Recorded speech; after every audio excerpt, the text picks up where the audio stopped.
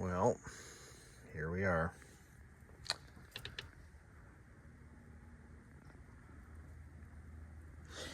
It is November 19th, I think. Yeah, just about. November 19th, I believe. And we're getting our first ever snowstorm for the year, or for the the winter of 2023. Which means I got to get this machine up and running because I'm a little late. I usually have this thing ready to go by now, but I didn't do my job. I've been busy, things happen. But one of the videos that I've made that has given me the most feedback, and I think I've gotten the most viewership on, was my Toro 824OE snowblower. I bought this snowblower shortly after buying this house, exactly 5 years ago. Can't believe it's been 5 years. This thing is aging pretty well. I'm quite impressed. It's aging really well for a snowblower. Yeah, usually by now they start to look kind of rusty. The paint's all faded, the engine block's all corroded. But I did take some steps to prevent those things from happening. And I wanted to talk about that. One of the things I do is we don't salt our driveway. I don't use road salt. We have a concrete driveway, which is unique for New England because New England doesn't do concrete driveways. It's either asphalt or gravel. Pretty much. Nobody up here does concrete. But in the 50s, they did. And most of them have been torn out. Because of the salt, road salt has a detrimental effect on concrete. It can cause it to spall and crumble. It's pretty much a universal no-no when you have concrete driveways. So what do? Well, you try to just keep up on it. We do throw a little bit of sand on there when it gets really slippery, but I generally don't use salt. No, I take that back. I have used salt on occasion, but when it's and it's only sparingly. I don't just dump salt in the driveway like some people do. And that salt generally leads to really rusty snowblowers. But this thing is looking pretty good. You're going to get paint wear in the impeller housing. That's pretty much inevitable. That's unavoidable. It's going to happen. But yeah, this thing has really aged well. I actually spray, I didn't do it this year, but I spray the entire auger and impeller area with fluid film. Generally about once a year, usually at the beginning of the season. And that prevents corrosion. Look at this gearbox. It's just got, all it has on there is an oily film, but no corrosion. I feel it's important to maintain your equipment. This snowblower was not cheap. This is the most expensive piece of equipment I've ever purchased. The next most expensive thing I ever bought was that furnace. So I want it to last. I want to get, I'm shooting for 20 years. I want to get 20 years out of this thing. 10 is easy. The first 10 years are the easiest. But 15 years, 20 years, it's doable. Just take care of it. Oil changes every season, no matter how much or how little I use it. I keep everything cleaned, lubricated. I use fluid film on all moving parts, grease on others. This actually uses a shear pin free design. It's a Toro thing. It's designed to take the abuse. And I have a story about that. I've told it before, but this machine has eaten chunks of asphalt that our lovely city plow left right in front of our driveway. And I didn't see it there. It ate that sucker. Chunks. I'm talking big chunks, like almost the size of his head. And it spat them right out. I think it actually did stall, though. One of the biggest things, and I just recently got a comment on this, more of an angry comment, and I respect that. I totally get it, but one of my viewers had commented that his upper impeller housing had shattered. And Toro was happily able to sell him a replacement part for $100. Now, that does sound like a lot of money. It really does. And I'm not going to try to minimize his anger, but I was expecting it to be around $200 to replace that part. It lasted him, I think he said it lasted about 10 years and it finally cracked. But what Toro has done, I don't know what year they started this, but they give you a lifetime warranty on that impeller housing because of the negative publicity. When people go into power equipment dealers or big box stores and they're looking at snowblowers, they're going to see that impeller housing and say, wow, honey, let's not buy that because look at this MTD over here. It's all steel construction, and steel, it doesn't break, and that's not wrong. What Toro accomplished with this impeller housing design is something that MTD, Ariens, and all of those other Husqvarna, it's something that they haven't been able to achieve, and that is a clog-free design, and it really works. It's designed to recycle the snow rather than build it up. So rather than snow building up in a narrow passage, it falls over and gets sucked back in, and eventually it will unclog itself. I can only think of one or two instances where I've had to unclog it, and that was during a very wet, heavy snowfall. Only like once or twice. So you can't achieve that shape without some really interesting tooling with steel. It's just a fact. To get that shape out of steel, it would have to be made from at least, I'm thinking, 2 or 3 components welded together. So Toro did the Toro thing, and they made it out of plastic. And by George, it works. Again, my experience has been positive with this machine. It doesn't clog as much as the Ariens my father had when I was growing up. That was a similar size machine, 8 horsepower, 24 inch. It outperforms. So my dad went out and bought one of those power steering, fully loaded Cub Cadet MTD units with the 3-stage housing. This thing blows it out of the water. I've used his machine a couple of times when I was living in their house and a couple years ago. And it wasn't a bad machine, but those things eat shear pins like your mama eats ring dings. I mean, we're talking constantly breaking shear pins. So, whether he's buying the wrong ones or what, this thing doesn't break. These aren't even shear bolts. These are freaking grade 8. I don't think they're grade 8, but they're heavy duty bolts and they're not designed to break. So how does Toro manage to build a machine like this that doesn't shear, driveline shafts and brake belts? They just overbuilt it. And if you hit something that it can't chew, it will stall. Now, obviously, mechanical sympathy notwithstanding, that's pretty damn cool. Gotta say, that's a pretty slick design. If they can do that, and I have evidence of this thing eating asphalt paving without any effects. I mean, all it did was scratch the housing, the paint, which, by the way, the paint is expendable. You're gonna wear out the paint in the impeller housing. That's just a fact of life. It just happens. Nothing you can do to prevent it, and it's not really worth repainting it unless it starts to clog up from rust, which in that case you just take the impeller out and take care of it,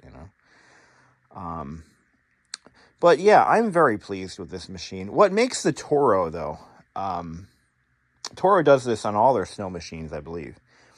You'll notice how the gearbox and the main chassis is directly welded to the auger box.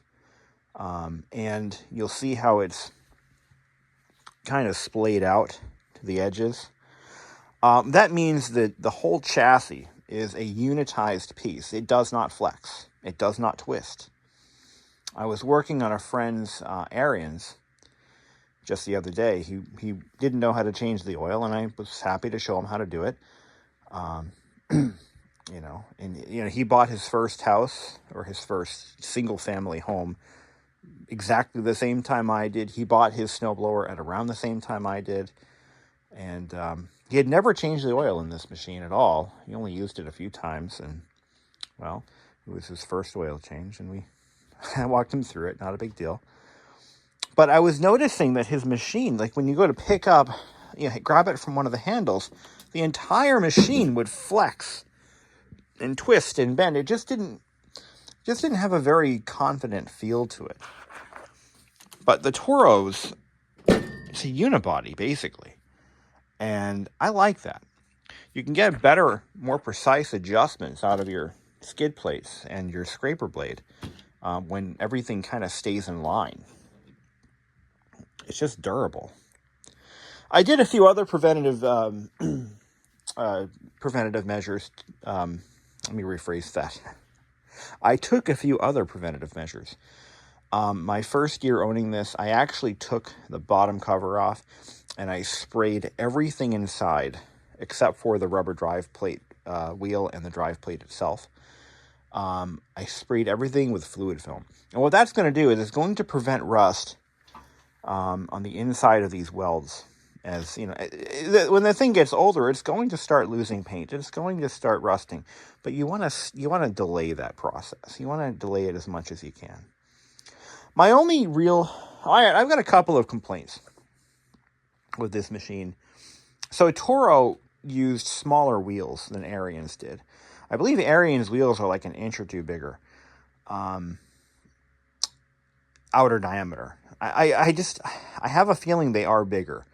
I know that Toro does use a very small rim, which is actually not a bad thing. But definitely worth putting chains on this machine. I will say that. I actually need to buy a set of chains. I've just been putting it off because they're so expensive. They're like a couple $100 for a set of chains. Good ones. Maybe not that much. They're not cheap, though. So that's kind of a complaint that I have. The wheels are a little small. The auger's a little bit small compared to some other machines I've had over the years. And what else? Yeah. Everything else is holding up. Nothing's falling apart. Everything works as it's supposed to. This is still free moving. And again, it requires maintenance. You got to lubricate that cable. You can't just take it out of the box and use it and expect it to last for 20 years. You've got to take care of these things. You got to clean, change the oil. I don't think I've done a spark plug yet. I don't have that many hours on this. Of all the power equipment that I own, this was the most expensive and the least used. I think I use it like 4 or 5 times a year. Maybe. If that. We don't really get a lot of snow in this city. It's a lot warmer than where I'm originally from. But all these pivots right here, not WD-40, sorry, fluid film, keeps everything moving smooth. I was initially concerned that these would break off, where these cables clip into the handles, but it hasn't happened yet. I mean, you think it would, but it just hasn't happened yet. Everything seems to be holding up just fine. Spray up inside here. You'll see there's oily, greasy stuff everywhere. Well, that's all fluid film. I like fluid film because it goes on at first. It's very fluid, very liquid, and it flows into things. And then over the course of a couple of days, whatever solvents are in there, whatever carriers are in there, begin to evaporate off. And what you're left with is kind of a gel. It's the best stuff ever. It really is. But yeah, this quick stick chute adjuster. Now, I will say that this is a bit unwieldy when you're trying to make quick movements, but without overshooting it. Like if you're trying to be precise with it, it's a little bit, I prefer the old-fashioned crank, you know, and then maybe a separate lever to adjust the angle of the chute.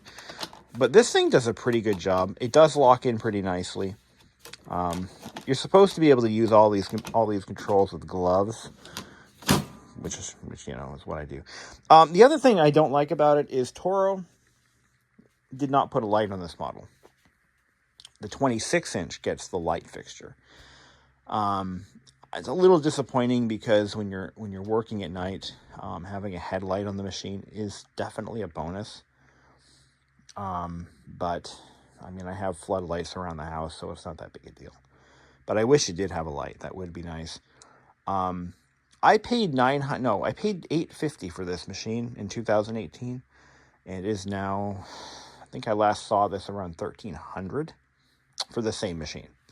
So if you're buying an 24-inch Toro snowblower right now in 2023, it is the same machine.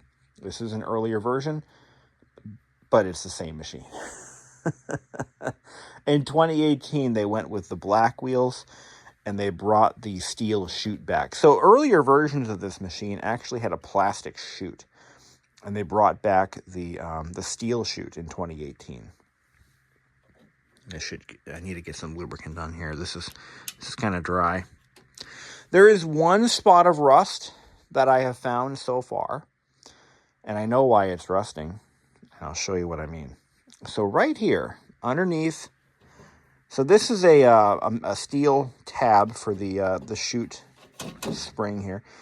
There's no powder coating underneath this tab, so water has gotten in there, and you'll see it's bubbling right around here. It's not rot, it's just minor cosmetic rust, and I imagine this part is replaceable. So if that ever comes, I will replace it. It's also doing it around the hinge. But nowhere else in the machine do I see any rust.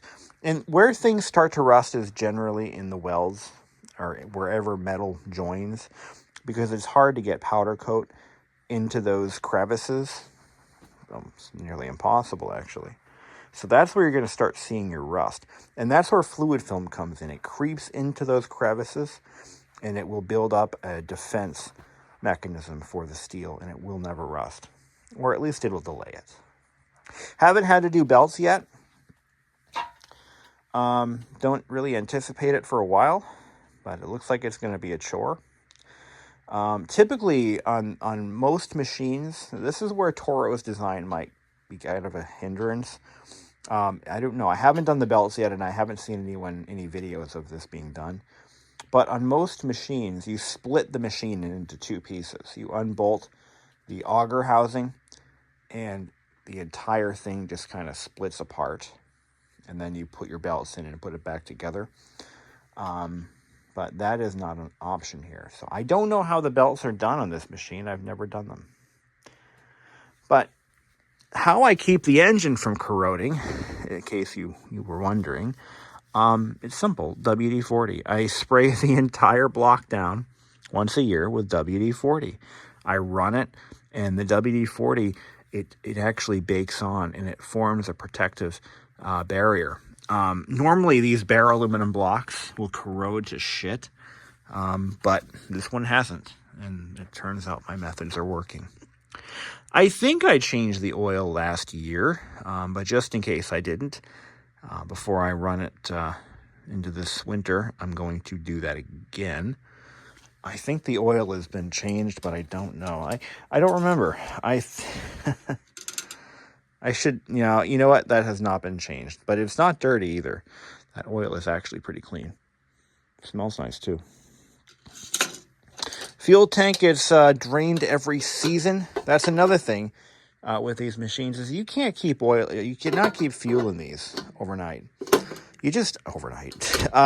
Over winter, you have to drain the fuel out of them. So what I do is I siphon the tank dry, and then I run it until it stalls, and then I haul it into the basement for the end of the season. Usually by late March, early April is when I usually put the machine away. But that's all the maintenance I've done. I haven't done any carburetor work. It's never failed to start on the first pull. Never once. I wouldn't expect it to. I take care of it. But every once in a while, it's a good idea to, every once in a while, just when you're thinking about it, like once a year maybe, you want to get a little cup or something, and then crack this side screw off, and just let the fuel flow through, and it'll carry with it any debris that might have wound its way into the bowl. There is a fuel filter. I believe it's just a screen inside the tank. That's typically all you get with these small engines, and that's all you really need. But choke, prime it like 5 times, put it on start, open the fuel valve, and she starts up. I mean, what could be better? The muffler is not even rusting yet. I mean, that's a good sign. That's a really good sign. This is a Chinese engine.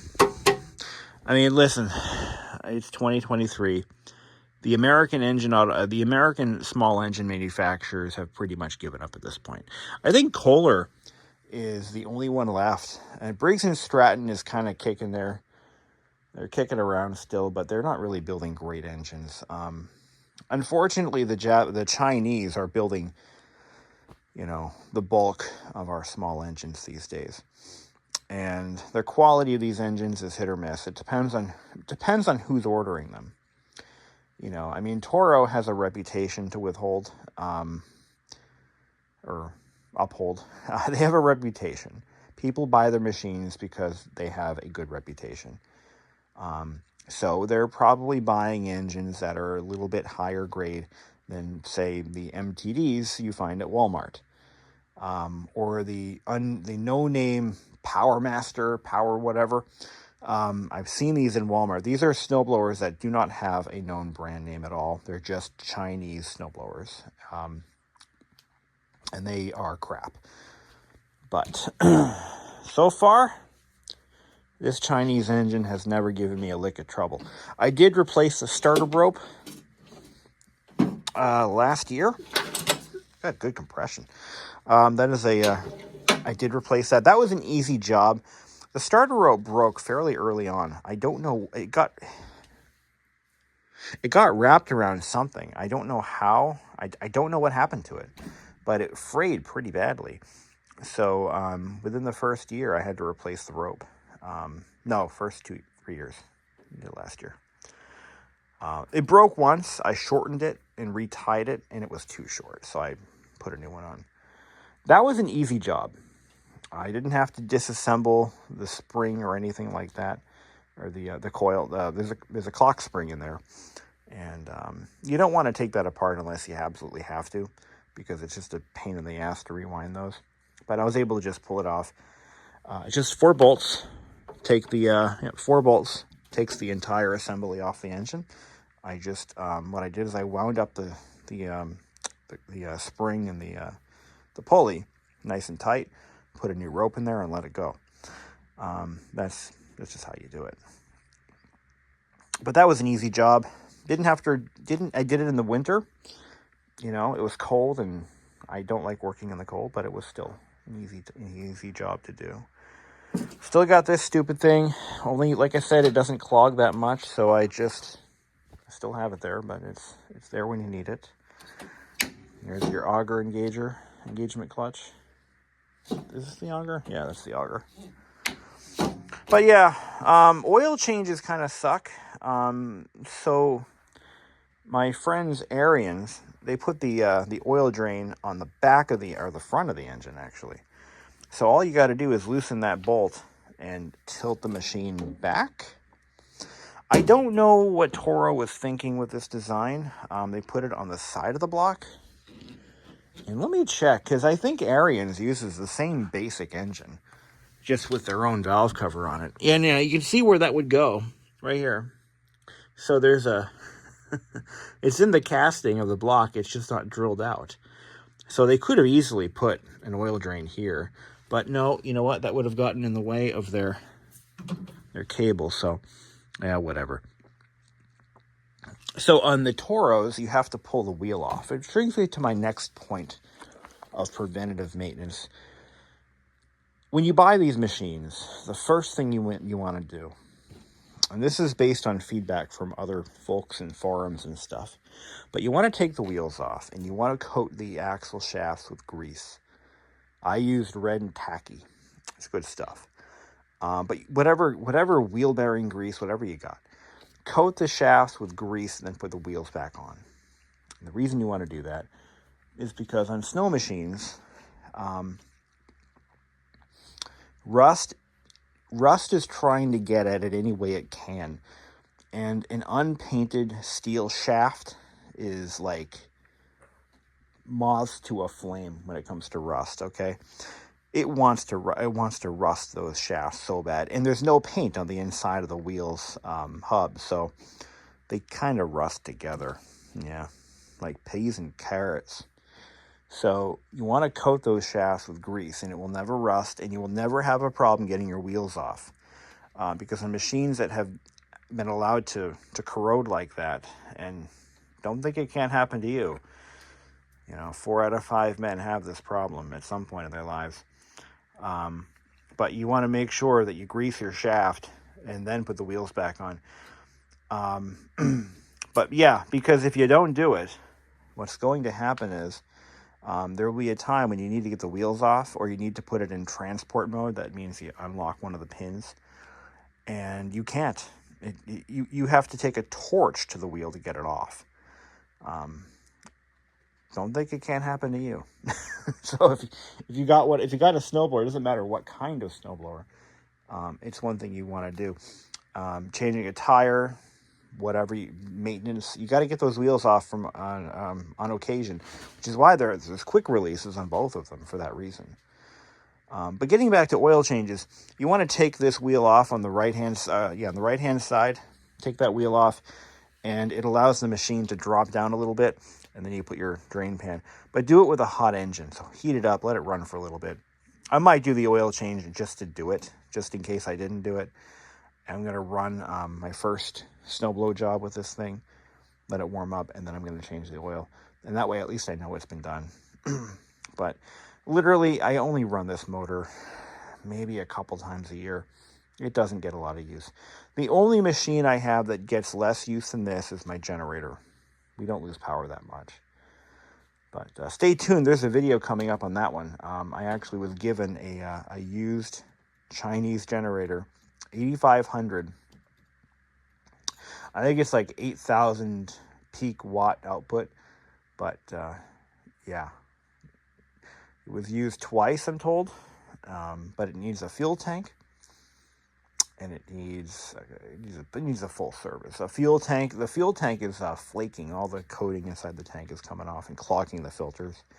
But it also needs a few other odds and ends. But anyway, that's another video coming once I get the machine in my possession.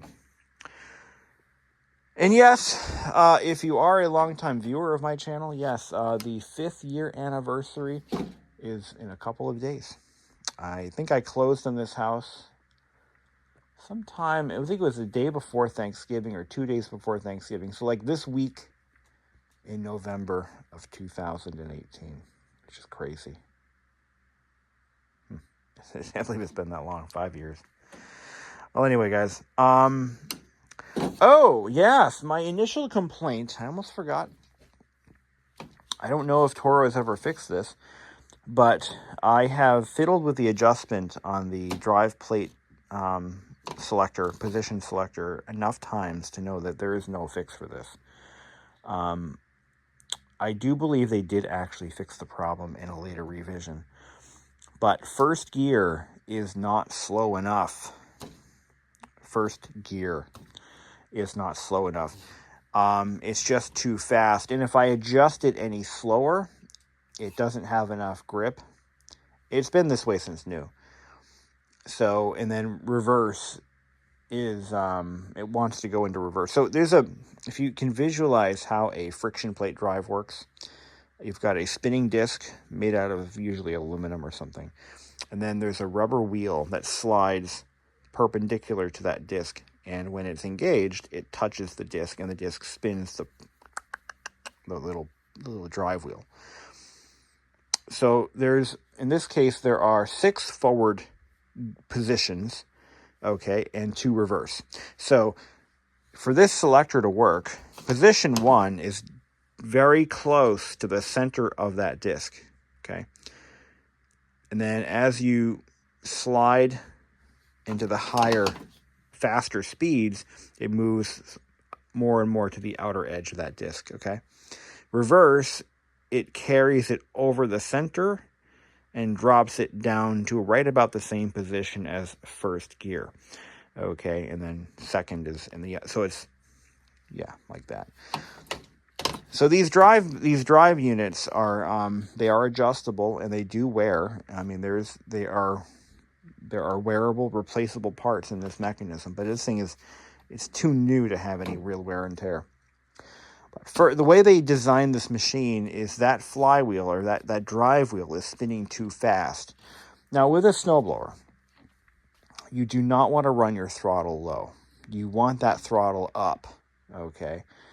So I had some people suggesting, why don't you lower the throttle speed so that it moves slower in the snow? That's not how it works.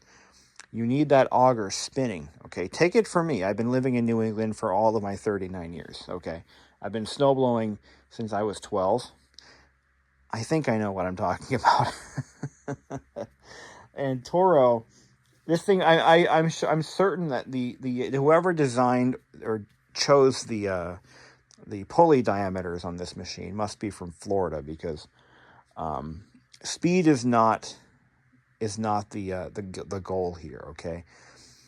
So first gear, the slowest forward moving position needs to be slower on this machine while the auger maintains its speed. As soon as you start slowing the engine down, that auger is going to also slow down, which means that it's more likely in more adverse conditions where you need the slower forward speed, it's going to clog, even with this design, okay? For this design to work, that impeller and that auger need to be spinning at top speed, okay? So I've been complaining since day one about this. It's not a defect, it's a design flaw. A defect meaning there is a broken part or something that's not made correctly. No, everything is made correctly. It is a design flaw. And it could be rectified. All they have to do is change the diameter of the drive there's two belts here. One belt drives the impeller and the auger. The other belt drives the drivetrain.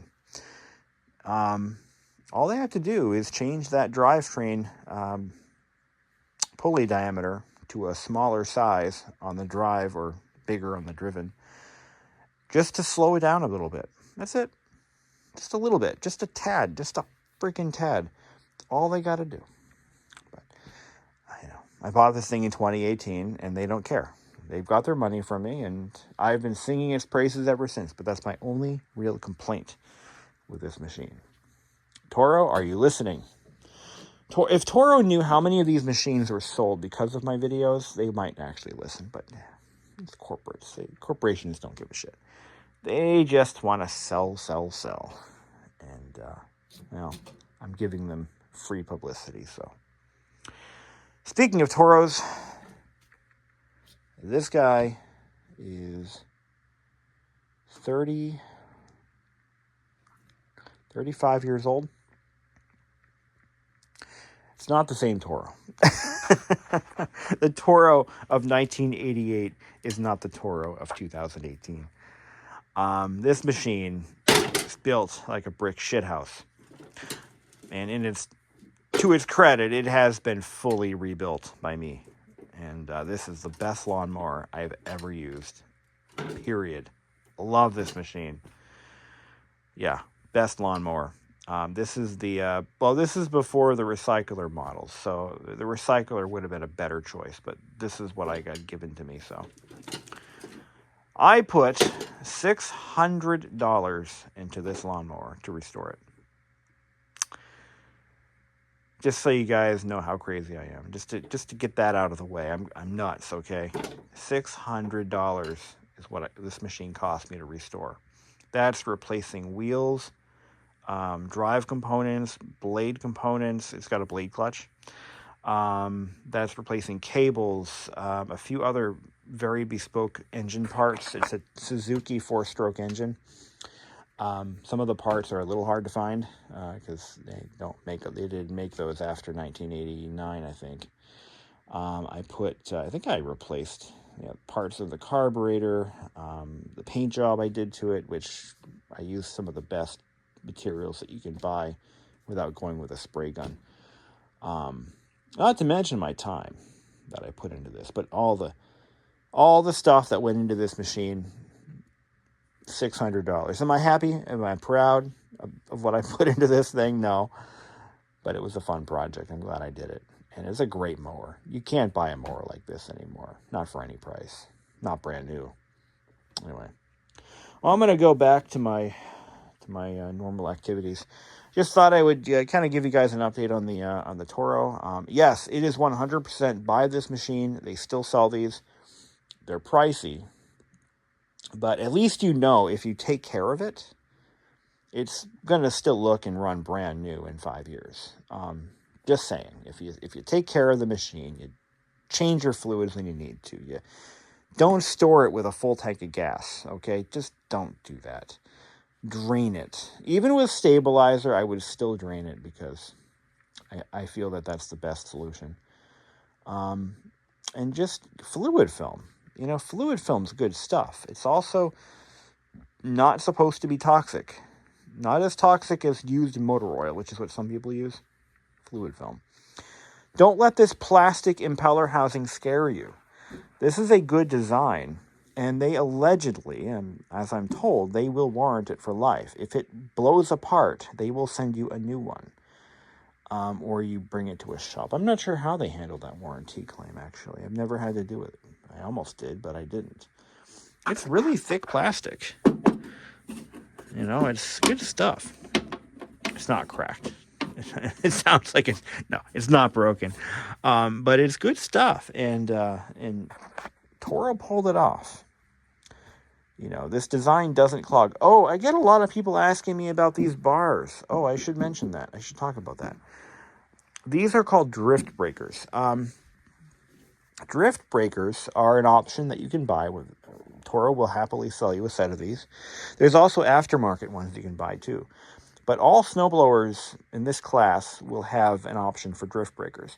They're designed to do exactly what it sounds like. As you're snowblowing through really deep snow or heavy drifts, these are designed to, you see how they're shaped. They're shaped so that they cut right through the snow and drop it down into the auger. So if the snow that you're going through is like this high, or this high anyway, it can handle it. It'll break the top layer of snow down so that it can eat it right up. You see how it goes forward? Because it wants to break it down ahead of the machine.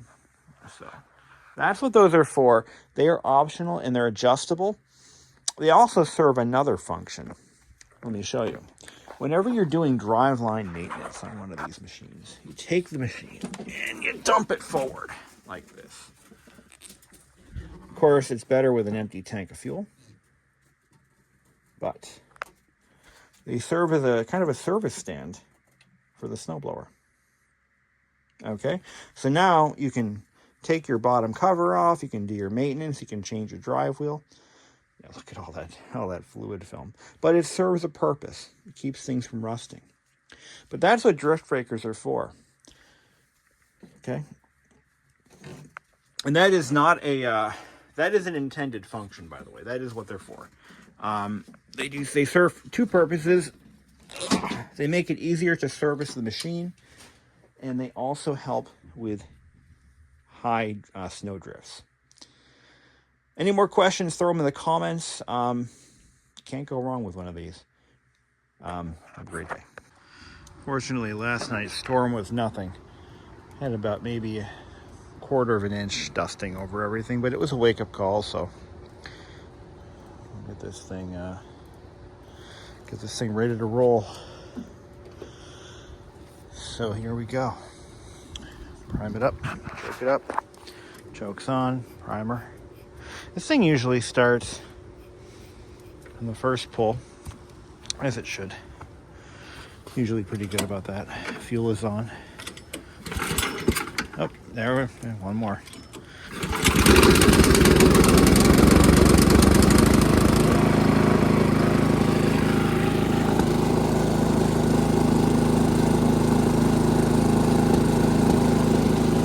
Gonna let it warm up.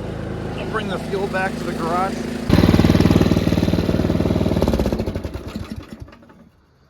That should be good enough.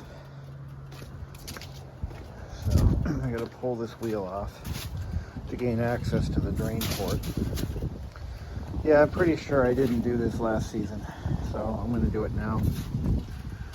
I have the oil already, so no big deal.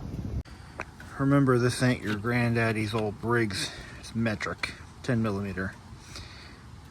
And let's see how this looks. This oil should be pretty clean.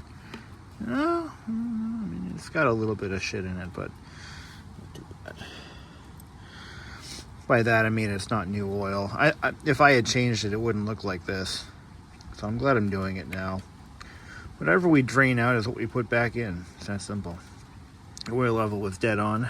So this is how it sits with the wheel removed. So it kind of brings the oil to one spot. But yeah, it's pretty dirty. It's not too bad, but you know, it's definitely not been done in a while, is my point. It's a little warm, so it flows nice. You know, when I say it's my least used engine out of every engine, actually no. In order of least to greatest, or most to least used, my lawnmower is probably the most used piece of equipment I have, followed by my leaf vacuum, followed by the snowblower, followed by the tiller, which is used at least once a year. And the last thing is the generator. That's used once every couple of years. And I don't even know if there's fuel in that thing. I think I emptied it, but I'm gonna have to double check. But that's not counting the two-stroke equipment that we have. The leaf blowers, so we have 2 leaf blowers and one weed eater. So those get used pretty frequently. But I just drained out my big leaf blower. I just drained that out.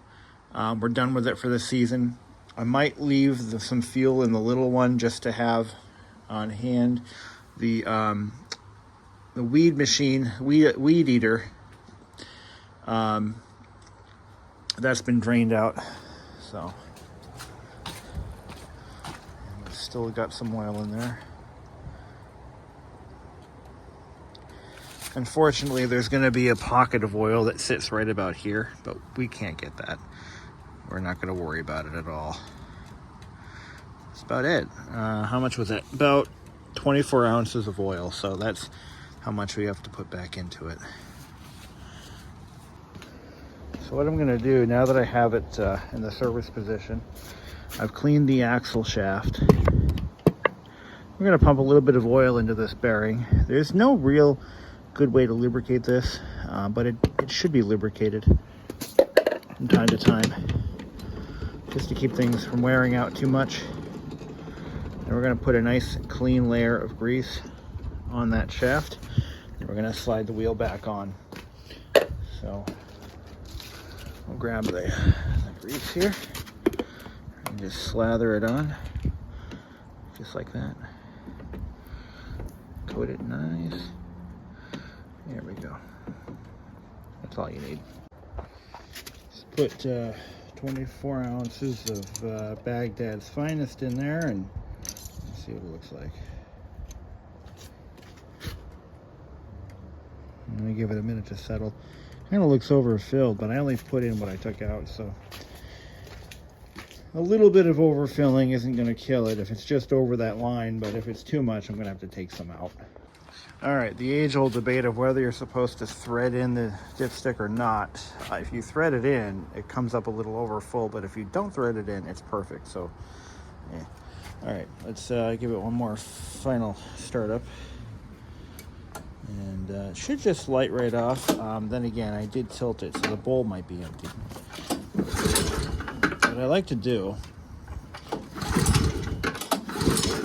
yeah.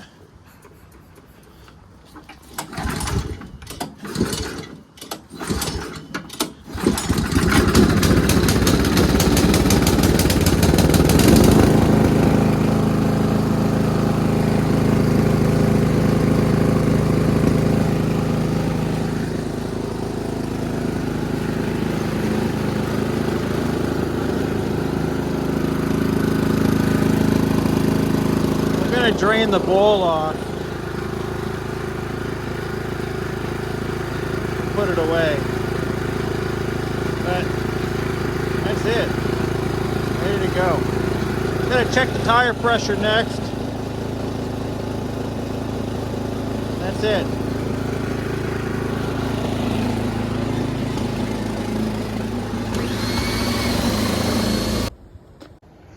I got this Toro 824OE spray. This stuff really does work, and it's kind of just silicone. And we'll just spray the inside of the chute and the auger housing. And what it does is it does actually help to prevent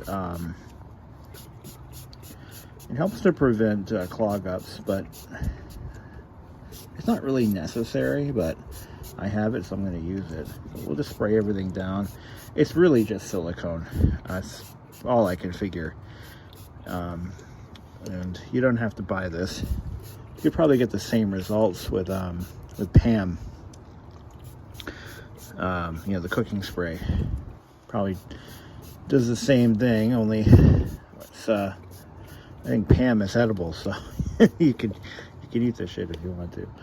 But anyway, just spray everything down, the auger, everything. So the first snowstorm that we really get is going to be whoa slick. Keeps tools and equipment working, prevents grass, protect from grass, snow, and dirt, prevents rust and corrosion. I mean, that's all debatable, but we're going to check the tires and fill those up as needed. I think the tire pressure on this thing it actually tells you what it's supposed to be. Not for road use. Tubeless. Where's the pressure? Not for, yep. 20 PSI. Okay.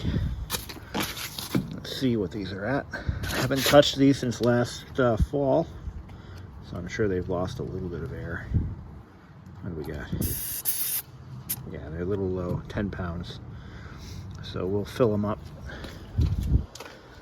And we'll be on our way to winter readiness.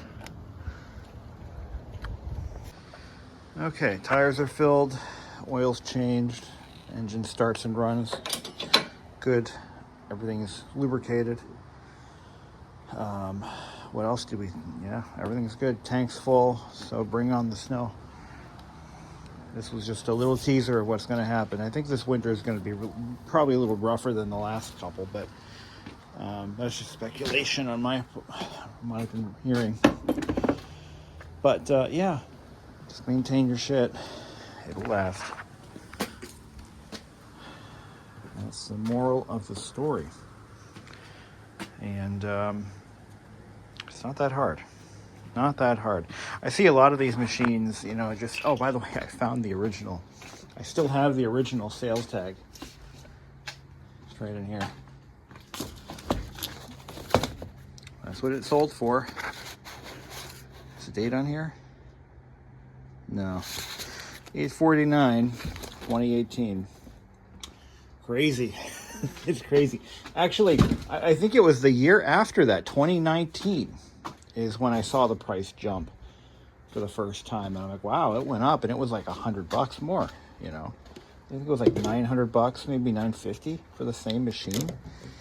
And then during and after the pandemic, it just went to hell. It went to hell. I mean, just... I'll have to go to Home Depot and actually see what they're selling for. today. But exact same machine, no real difference. Where is the cap for that? You guys catch where I may have put that? Because, oh, right there. 5W30, full synthetic. That's all they need. And I could have probably gotten a couple more seasons out of that oil without really any issues. But I don't like to stress out my equipment. You know, I feel like karma extends to equipment as well. Take care of the equipment, and you know you'll be rewarded with years of satisfactory performance. Well, that's going to end our video. Thank you all for watching, and have a great Thanksgiving and a happy Merry Christmas, if depending on when you watch this. So, yeah, I go through a lot of these.